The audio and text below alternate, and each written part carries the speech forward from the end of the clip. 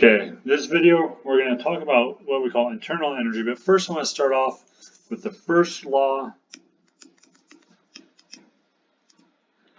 of thermodynamics.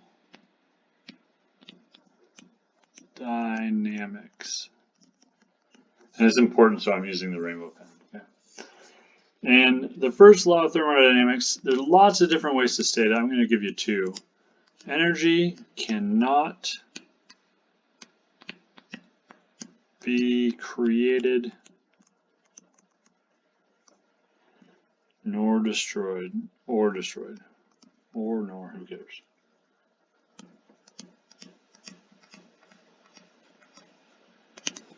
Only converted from one form to another. Okay, so we can't create energy, we can only change its form. Another way to state that, and this is much more simple, but it's also a little bit harder to interpret, and that is energy of the universe is constant. Okay, one important outfall of this is that there is no perpetual motion, and that's not what we're talking about in class. But you might hear people saying that they've invented a perpetual motion machine that fundamentally disobeys one of the laws of the universe. So that can't actually happen. So energy cannot be created nor destroyed, only converted from one form to another, or another way to say that is energy of the universe is constant. So basically what we're saying is we can shuffle energy around, but we can't make it. So that brings us to what we call internal energy.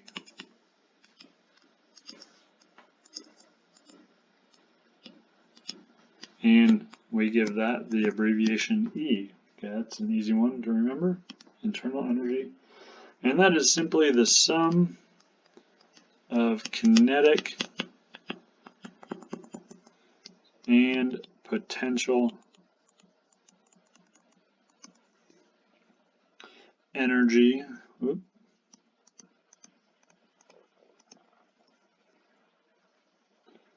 of all the particles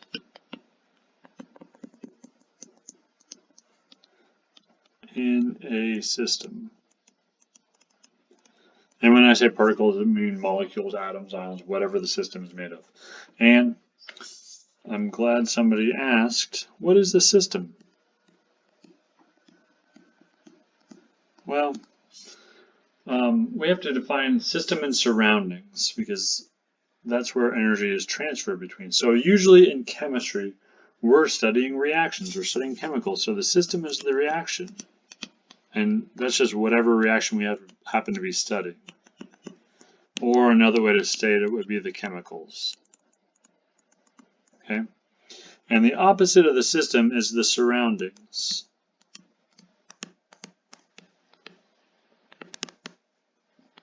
And energy is transferred between these two. Okay? So this is everything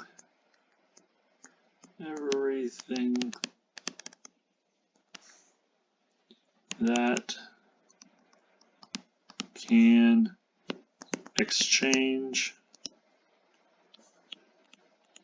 energy with the system.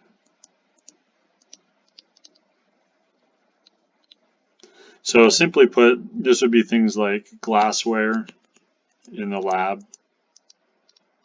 the solvent that we're using, in this class it's usually water, the bench, if you're holding something it might be your hand, but it's just everything else kind of lumped together as the surroundings. Okay, and something that's very, very important and kind of difficult to comprehend is that internal energy, which is E, is what we call a state function.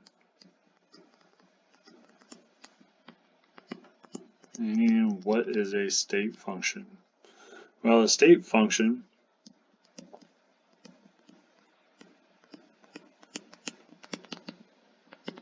is just something that depends only on its current state. Okay? It doesn't matter how it got to that state, it only depends on the state. So let's talk about a couple of real simple examples. So let's just say that the Chico State decides to have classes again. So Wednesday, we'll all meet in Ayers 120. Okay? Where will we be on Wednesday at noon? We'll all be in Ayers at 120. That will be our location. Does it matter how we got there? No, it doesn't. So location is a state function. Okay? We'll all be at the same spot, so our elevation will all be the same. Some things that will not be the same is the amount of gas consumed to get to that spot. Because some of you may have gone home to Southern California, some of you may have stayed in Chico. So some of you are going to consume a lot more fuel to get there. And some of you are going to consume a lot more In-N-Out burgers to get there as well. So those are things that are not state functions, but our location would definitely be a state function. Okay. So something else that's a state function that's of course more of interest to us would be energy change in a reaction. So the energy change during a reaction is a state function. Let me give you an example. So if we have this reaction, C6H12O6 plus 6H2O, and that's just glucose, the C6H12O6, plus O2 goes to 6CO2 plus 6H2O. And we have a change in energy, we'll call it a change in internal energy for now, of 2810 kilojoules. So some of you might look at that and say, hey, I know what that is. That's a combustion reaction. That's, I'm going to burn some sugar, just set it in a pan, light it on fire, and that's what I'm going to get. Or some of you might look at that and say, hey, I've taken biology. I know that's respiration. And you're both right. That energy change is the same for both. Same for combustion or respiration. In other words, it doesn't matter if you light it on fire, the glucose, or you do it in your cells and get the energy out of it for you to live. The energy change is the same. Okay? That's pretty interesting. You may or may not think so, but I think that's pretty interesting. And by the way, that's what allows us to get calories on a package, because we do what we call calorimetry. So you look at a package of bacon, it has the calories on there. It's not like they went in and measure the metabolism, they just basically burn it. Okay.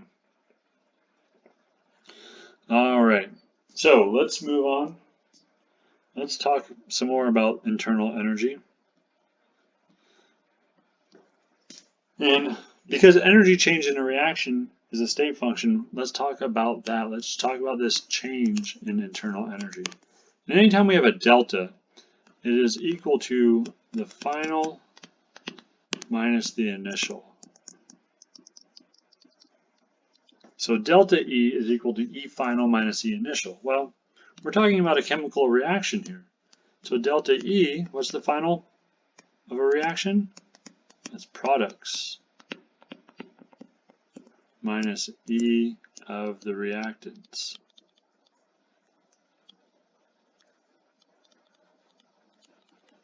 Okay.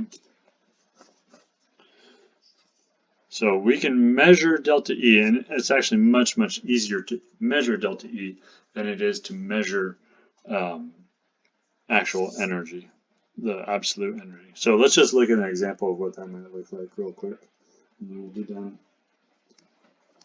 Okay, let's just say I have my flask here. I'm going to put some water in there. And what are we going to call this? We'll call this our surroundings.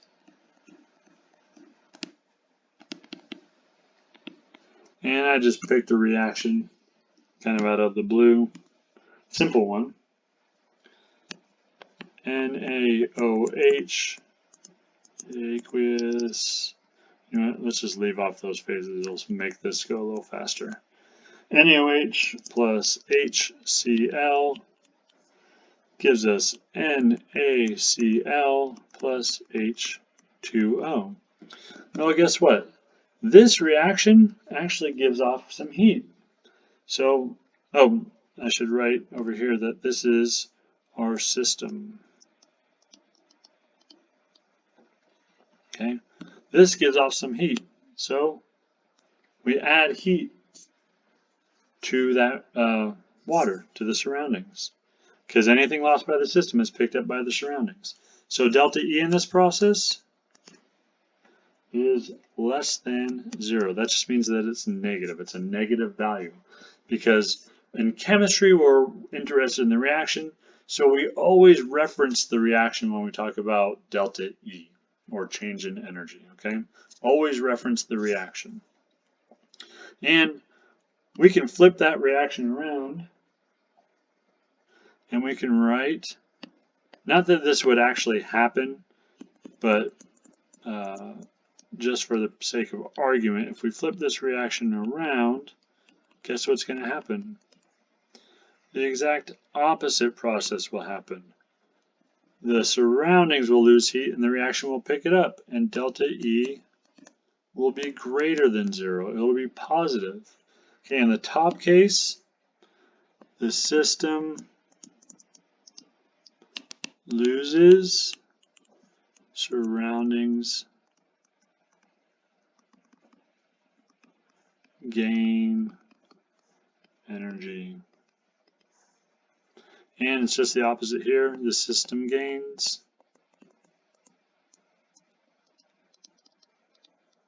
and the surroundings lose.